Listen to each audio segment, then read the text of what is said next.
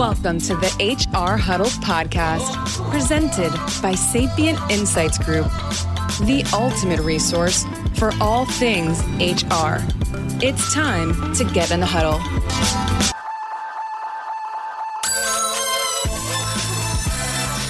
Hello, everyone. Welcome back to the HR Huddle. I'm your host, Teri Zipper, CEO and Managing Partner at Sapient Insights Group. And I'm back for another exciting episode of HR We Have a Problem. This is the show where we break down the big and most relevant HR issues of the day. We help you make sense of what they mean for you. And we talk a little bit about what you might do about them. So joining me today is James Williams. James is a financial advisor and a fractional CFO. I met James earlier this year when I was searching for a CFO for Sapient and have been working with him ever since. Welcome, James. Thanks, Teri. Thanks for having me. It's great to be on the show. Yeah, I'm excited. This is a little bit different than our normal sort of very specific HR problem, but I do see this as what we're about to talk about. Some of the things you and I have been talking about is sort of that HR to finance bridge, right? And really strengthening that, given how important this relationship is to the success of the business.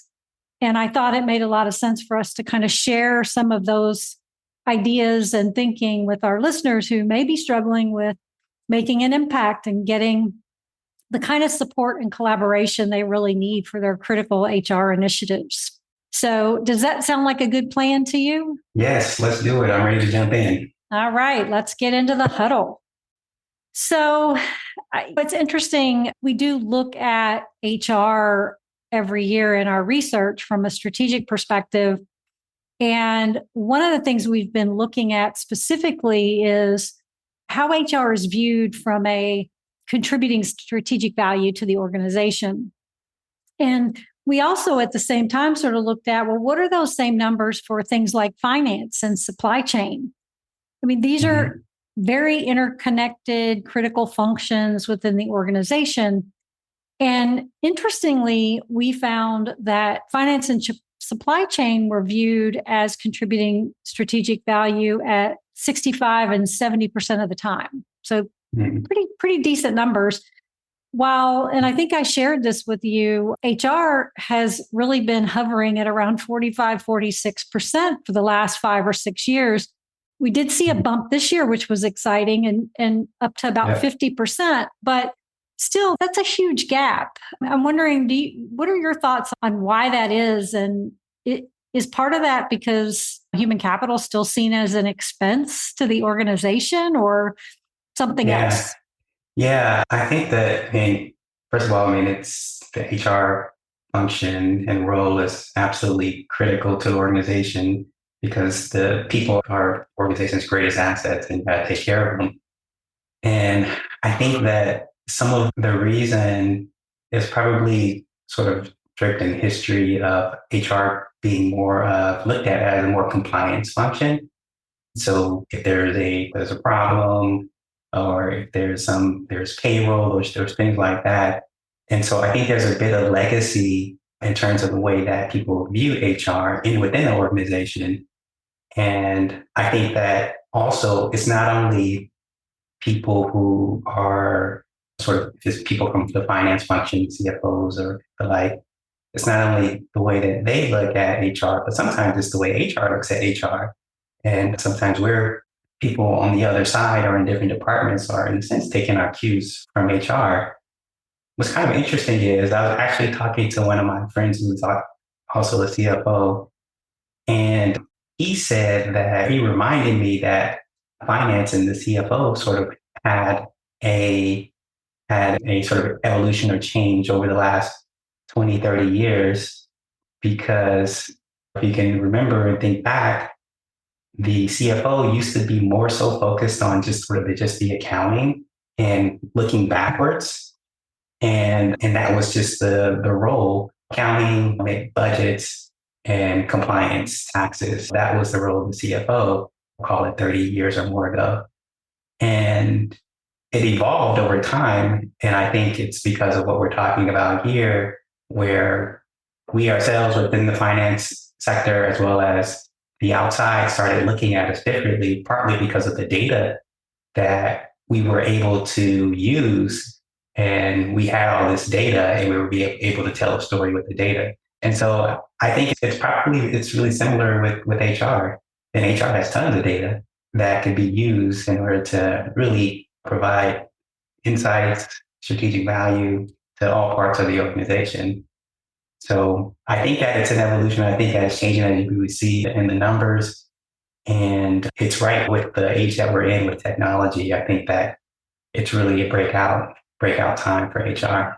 Yeah, that's a really good point. I do think looking forward, we've all tended to look backwards on so many things, and that has changed across the organization now that we have more capabilities to do deep analytics. And obviously, with AI coming to the forefront, it's going to get really interesting going forward, right? Right. Right. Yeah. I think one of the things that I think we all at times underestimate is the power of connections and relationships in an organization. And no matter how good you are, if you don't have the support and partnership from other leaders in the organization, particularly finance, your job is going to be a lot harder. What advice would you give CHROs about making connections and just making that work? Because I think there's just a lot of opportunity there to build that bridge that we've talked about and to have that sort of collaboration and support. Right. Yeah, I'll be the first to admit that us finance people aren't always the most outgoing and friendly and easy to connect with. So that's on us. But in terms of building a bridge and making connections, I think you're absolutely right. It really, I mean, at the end of the day, we're all humans. We're in different departments and different roles. But as far as building trust, as far as building relationships and being comfortable and building influence, there has to be that connection, or there has to be consistent connection. And like I remember my experience with the head of HR in an organization that I worked with. She was very much outgoing, very much strategic in in the value she added to the organization. But one of the things she would do with me, and I don't think out of any strategy or anything like that, but she would just invite me to lunch. So we would go to lunch and just build that personal connection, and going to lunch and having informal conversations but also about business really sort of helped to be able to open up the lines of communication. And I think that sometimes it's just going and taking that extra effort to connect with people, particularly as you say in the finance role, because in all roles, but in finance, just related to being able to achieve the goals that you need from a financial resource perspective. A lot of times the finance group has a lot of influence over that. So just building the human connection. And I think also the understanding the human dynamic of relationships and also how different people are different. Like the one thing that I think about is like the DISC assessment. And with the DISC assessment, you have the different personalities. You have the D, which is sort of dominant, kind of go-getter, leader. You have the I, which is like the influencer and the one that likes to have fun and likes people. And then you have the S, the steady. And then you have the C, the conscientious, or the compliance oriented. That's very, very much analytical and straightforward. Most CFOs and most people in finance fall in that sort of C section or CD section. And with that comes people who are just very logical and people who are task oriented as opposed to being people oriented. So I say all that to say is it does take a little bit of reaching out and then also just understanding how people are and their perspective, and particularly people like me that are in the finance area. Building connections just in how you would build connections with a friend, right? But it's just also important to do that throughout the organization. Yeah, I'm going to add you to our Cloverleaf system, which is a really cool tool that we're using, not on the subject, but it could be very helpful in this situation as people build relationships, because it actually, you take some of those assessments and assuming you can get other people in the organization to take the assessments, it'll actually give you some guidance on how you might approach a meeting with that person, right? Yeah. Based on the things that are very important to them. I might see something that says, hey, you have a meeting at 4:00 today with James. You should try taking some reports and being very specific about the data, for example. Yeah. So it's really interesting that you brought that up, because we do use a tool to help with that. And I think that could be something that could help build relationships. Yeah, that's very cool. Yeah, it's just, and I mean, it's just so critical, because I think about HR. I mean, the rest of the organization, if you can't recruit, hire, train, develop, and retain employees, you've got much bigger problems. So, how do I have that conversation about the importance of that with the CFO and not just talk about the dollars, right? I mean, and I'm not saying all CFOs are stuck on the dollars, but obviously that is one of the biggest things that they're looking at. And a lot of this goes deeper than just the CHRO. I mean, you're talking about your talent acquisition leaders and your benefits leaders and your systems leaders should all build relationships and credibility with the finance organization at the right levels. I mean, if you're leading a function and you don't understand the cost of it and the drivers, you need to figure it out. Right. Agreed. Yeah, I think that's so important. And really thinking about the CFO's perspective is helpful as well. And so sort of the kind of call it textbook definition of the role of the CFO is to partner with the leaders in the organization, board of directors, other people on the management team, shareholders, to create value, to execute on value strategies. And the way that CFO is the primary way that that we do that is through capital allocation. So allocating capital efficiently is the way that we do that. And so because we have to stand in front of or sit in front of a board or in front of leaders in the organization and report out on how the organization is doing, how we're allocating capital, we're kind of on the hot seat. And that stress can cause quick responses to, well, I think if you come to me and you say, hey, we need to invest in X, Y, and Z, and I'm only thinking about how we did last quarter, for example, and the pressure that I got from the board or I'm making quick, easy decisions.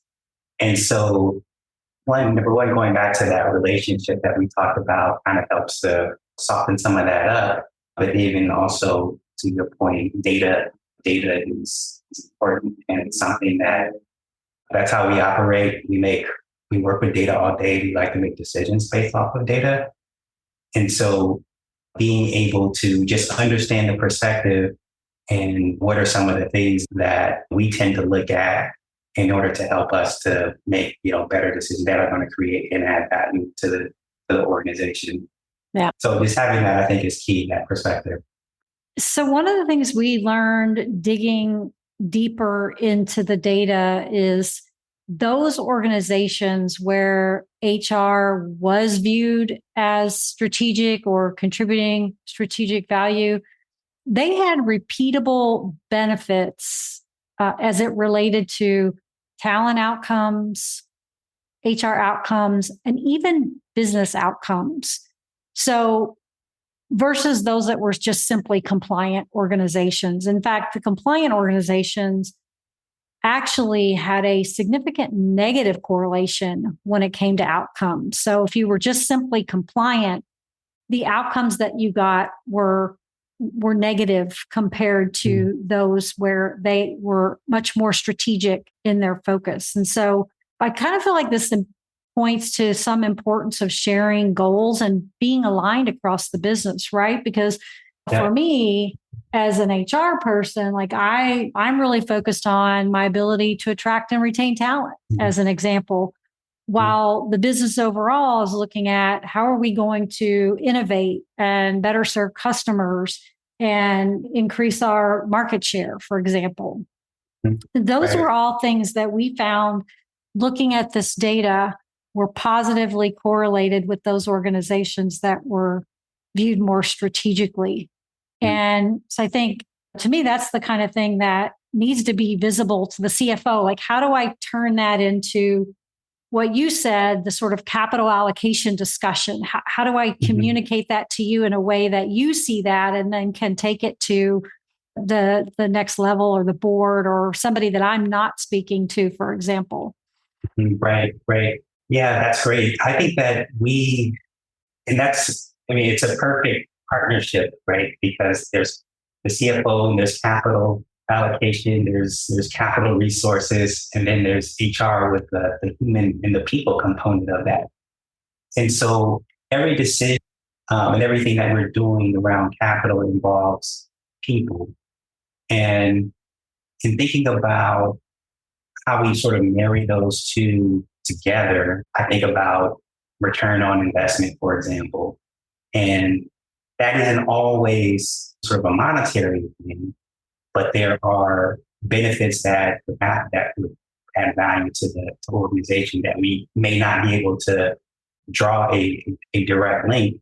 And in some cases, I think we're learning more in terms of technology and able to do it. So, for example, investing in employee engagement, for example, if we've got a disconnected business unit, or for example, I have a couple of clients that manufacture their products or they work with outsourced entities overseas.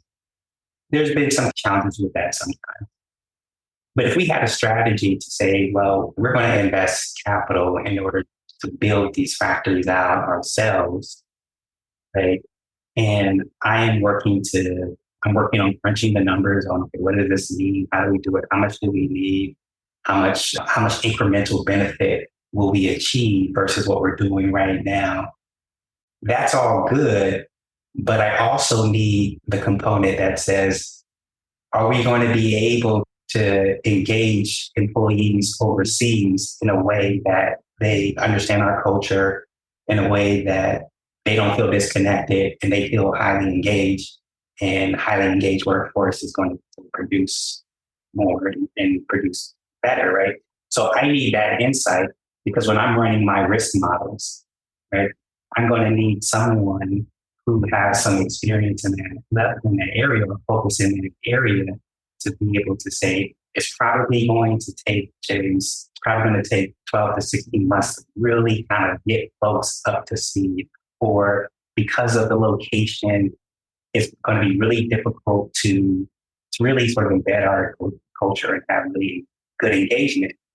And if we don't have good engagement, if the employees don't feel connected, it could absolutely fail, right? I mean, we can invest all this money in this factory, and because we don't understand the people component, we don't understand even history, understanding how history has played out, and that people in the HR people front would have a little bit more visibility into that. Having answers to questions like that, like having a partner to be able to just discuss those types of things with is key, because if we come up with the best analysis, we can run all the numbers. But if we can't really get the high level of execution because we didn't really understand the culture front, we didn't really understand how to engage, we didn't really understand if they were going to feel disconnected from us and not really understand where we operate, it's going to fail. So yeah. I think that there's so many opportunities to really connect on a strategic front. And so my advice would be, ideally, the head of HR is involved with the strategic planning process and able to contribute into that. Most initiatives, most goals involve something that the HR person is going to be able to add a lot of value to. The CEO always wants to grow 20%. No, how are we going to do that? Right? We're going to need people, or we're going to need systems, we're going to need different things. So adding that sort of contextual piece of it is so critical, because for me, from my perspective, I can think about that a little bit. I say, okay, yeah, we're going to need X amount of people, and here's how much I think it's going to cost. But really having someone who is really bringing a strategic lens from that perspective is so key. And so ideally, the HR person is involved at that level. If not, if you don't have visibility on what those plans are, on what the strategic plans are, like if the strategic plan, look at it, figure out what the connections that can be made so that you can sort of elevate initiatives or your perspective on what the goals are for the company. Yeah. So that's really key. That strategic level, there has to be some engagement at that level, and really for the success of the organization, but just in terms of really getting that seat at the table and being able to speak the language and partner with the other business leader units. Yeah, that you make a really good point. And I was thinking about this in the context of CHROs needing and wanting support and help from the CFO, but you can flip that around, right? And you're probably going to be one of the first people that the CEO asks, how can we set up this business in another country, right? And you can look at all the data, like you said, look at all kinds of numbers, but without that sort of human piece, you're going to miss things. You're going to make mistakes. And so that's where I think this works both ways. And connecting, I love the idea of sort of a regular connection. I think the lunch thing becomes a little bit harder these days. Maybe you do virtual coffee, but don't let that stop you. Don't be afraid of setting up time with the CFO or the CFO with the CHRO, either way, because I think having those regular conversations, you start to learn about things that much earlier than you might have heard about them before, right? And can get involved much earlier in the process and save the organization a lot of time and money by bringing any issues, challenges, things that you need to deal with up front sooner rather than later. Right. Yeah, totally agree. And even if it's not a lunch, maybe it's a bi-weekly check-in or teams, like 15 minutes or half an hour, just checking in. Here's what we're working on. Here's the progress that we're making. What are you hearing? Here's what I'm hearing. That type of thing. Because like I said, they're really, in my mind, they're very much complementary roles from the standpoint of, again, capital resources, human resources. Yeah. Critical. You're each sort of helping each other see the organization from your perspective and hopefully create a new perspective or put a new lens on what's really needed. Yeah, absolutely. Absolutely. Yeah. One of the other factors that was critical to this whole strategic HR organization was the number of metrics they shared or reported regularly. And it was quite interesting. While most organizations report on turnover, recruiting, and compensation, obviously for obvious reasons, right? They were inconsistent when it came to other reports and metrics that might be important to the CFO, like productivity and budget costs and total workforce costs and all sorts of things like that. And other more personal things like engagement, right? And availability and wellness. So we also looked at organizations that had no credibility in HR, or at least that's what they told us in the survey. And it was a significant number, actually, found that they had no regular HR metrics that they were including in business reports. So that was pretty telling.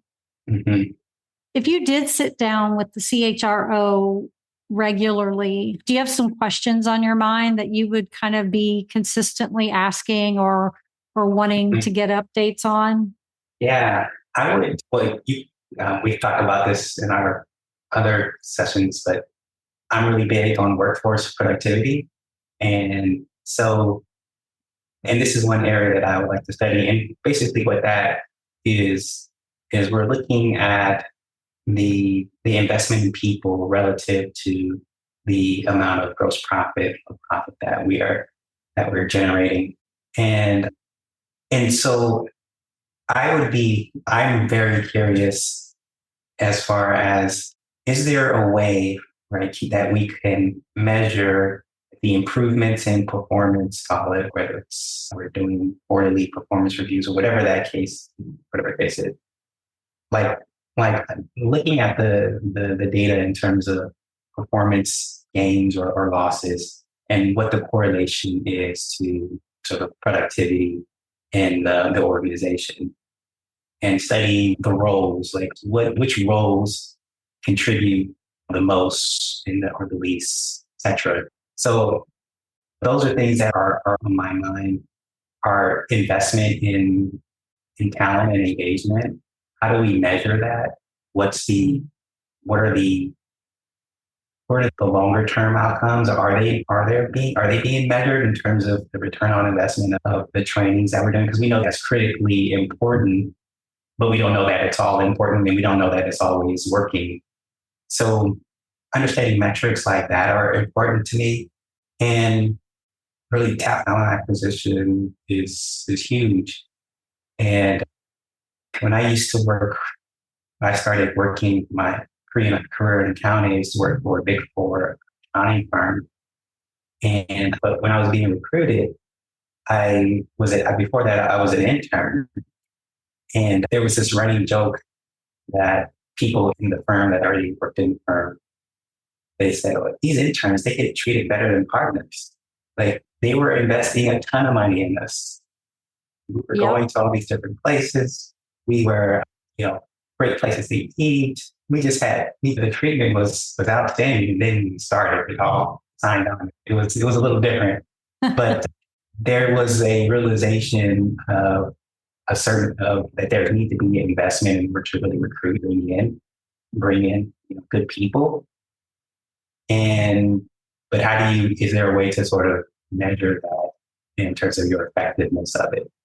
Because if I'm the CFO and I'm like, okay, we're spending or we're investing all of this, these dollars to recruit people, how is it paying off?